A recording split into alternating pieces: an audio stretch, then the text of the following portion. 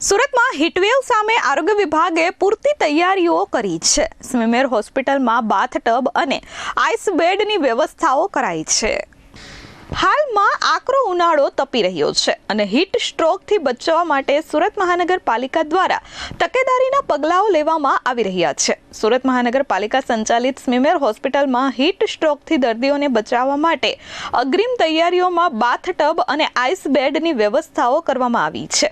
ગરમીનો પારો 40 ડિગ્રીના આસપાસ પહોંચી ગયો છે, ત્યારે આ આકરા તાપમાં શહેરીજનોને હાલાકી પડે તેવી શક્યતાઓને લઈ સુરત મહાનગરપાલિકા દ્વારા પગલાઓ લેવામાં આવી રહ્યા છે। સ્મીમેર હોસ્પિટલમાં રોજ હજારો દર્દીઓ જુદા જુદા વિભાગોમાં સારવાર માટે આવતા હોય છે।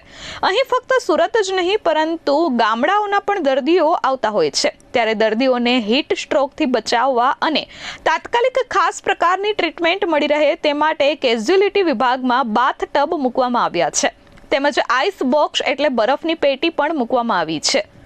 દર્દીને લૂ લાગે ત્યારે તેનું બોડીનું ટેમ્પરેચર વધી જાય છે। સ્મીમેર ડોક્ટરોના જણાવ્યા પ્રમાણે લૂ લાગે ત્યારે સામાન્ય કરતાં હાઈગ્રેડ તાવનો પારો 105-106 સુધી પહોંચી જાય છે, જેને પગલે બેભાન થઈ શકે છે।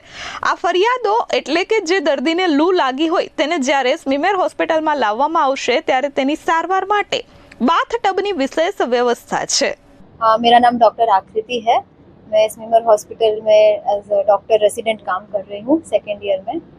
ये जो मेरे पीछे रखा है उसको tube water tube ice pack tube बोलेंगे, जो अभी 3 महीनों में 4 महीनों में बहुत तापमान बढ़ने वाला है, वो तो समर आ रही है, तो उसमें क्या होता है कि बहुत सारे दर्दियों का टेम्परेचर बढ़ जाता है, 102, 103, 104 तक पहुँच जाता है।